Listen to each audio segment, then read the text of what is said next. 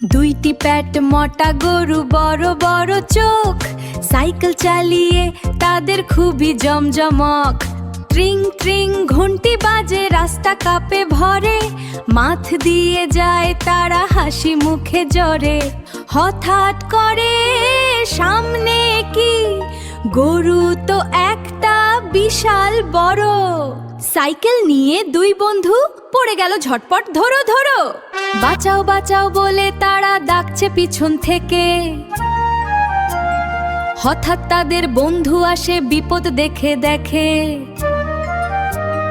হাঁচিয়ে তারা উঠলো আবার ঘাসের উপরে। বন্ধু বলে, ভয় কি রে, আমি আছি তরে।